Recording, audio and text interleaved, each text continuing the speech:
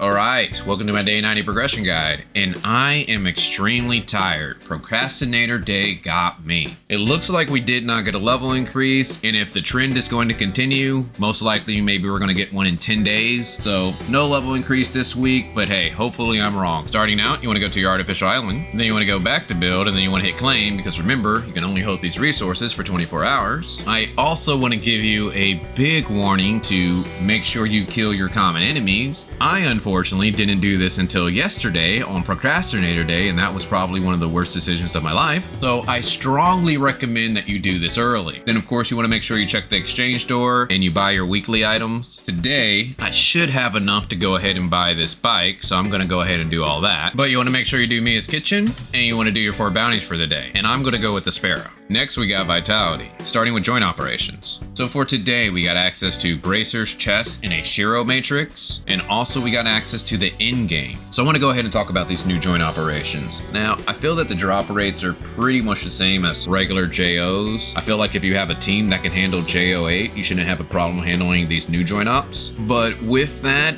I still think it's probably better to go for specific pieces of gear. Like if you still really need boots or you still really need gloves, then you might want to do those over these, at least until we get to level 80. But these at least give you another option to optimize your character, especially on days when you don't have the greatest JOs. But besides that, you want to check and see if you have any level 3 Stargates. And again, you want to make sure you're doing Interstellar Exploration in a Sparrow and also Vera, so that way you can see all of your Stargates. And a good way to tell if you have a level 3 Stargate is if this weapon battery category has a number 3, and if it has a number 2, it'll be a level 2 Stargate. Or you could do Dimensional Trials, and if you need money, you could do Space-Time Domains. And it still might be good to go ahead and have max Omnium Beacons when you want to try to push towards that level 80. Then we have our optionals, so where you can give gifts to your 1.0 characters, and how you do that is by going to the black market, see this island and doing the call machine, and doing your 2 trainings for the day. But what is not optional is you want to do your 6 fun zones for the day, and you want to knock out your 6 Greyspace fishers. And if you need help on how to do that, I got a guide on my channel. On top of this being a new week, we got Clare's Stream Machine. So again, one of the best ways to do that is to go around, kill monsters, open up password chests, open up boxes, and you can even look for machine parts. But you want to make sure you knock out your 7 Clares for the week. And I want to go ahead and point out to you that it looks like we're having a few more bug fixes. There were some issues with Claudia's matrices and a few other issues, so you can go ahead and read them for yourself. But the nice thing is we're getting some more compensation, which dark crystals, which is great because Saki's coming up and I could always use more dark crystals. But again, if you enjoy these daily guides, I would greatly appreciate a like so that way they can spread more on YouTube. Which brings us to our weekly tab. So you want to make sure you're doing enough things down here so that way you can get everything up top. Which brings us to our challenges. So if you're trying to do something like the Bygone Phantasm or Frontier Clash, you might want to use your Mia's Kitchen to power yourself up. So starting with the Bygone Phantasm. So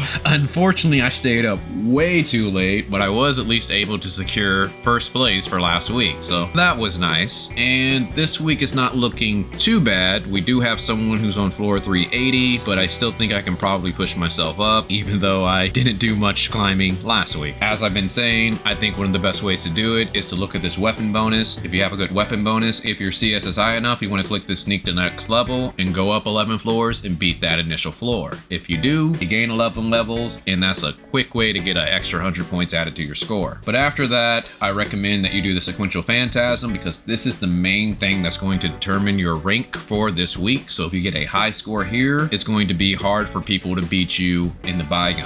Void Risk, we got another attempt today, so you want to go ahead and knock that out so that way you got a chance at that matrix. And if this is a first time boss for you, you definitely want to do it. The Wormhole. Now, I want to go ahead and give you a warning. Today is the last day to do the Cystals Wormhole, to where you can get that energy crystal dust. I want to go ahead and talk about the new Wormhole. The Hercules Wormhole, which was kind of annoying, where I was talking about it yesterday, to where it had that elemental box, where at the very last one, the enemies were immune to 3 elements. I ended up completing this wormhole and I got 10th on my server, but it was very difficult to do. So I'm going to go ahead and give you some of my strategies that I use to mainly get past this wormhole. So for me, what I mainly tried to focus on was getting this Blood Rage rune. This one exchanging my crit so that way I can do extra crit damage was very helpful. I also try to get all of the crit rate runes so that way I can power myself up. I got a few of these affinity blades, but I have to admit this was kind of a double-edged sword because most of those monsters were over level 80 and they were doing a lot of damage to me. So some of them were just starting to one-shot me. So you might want to try to to stay away from this rune. And I don't recommend elemental runes because most of the time you're going to have only one element that does damage and you don't want to have a useless rune. So just try to stick with attack. For weapons, my main team is essentially this, to where I use Crow, Claudia, with the Claudia matrices powering up my Crow, and then of course I have Nemesis. So whenever there was a vote, I easily cleared that floor. But the MVP team would definitely have to be a combination of this team. That is consisting of Zero and Nemesis, and then whatever element they're not resistant to. Essentially with Zero, if you have at least a 3-star, I'm able to get that cooldown down to 30 seconds, so I constantly had a shield.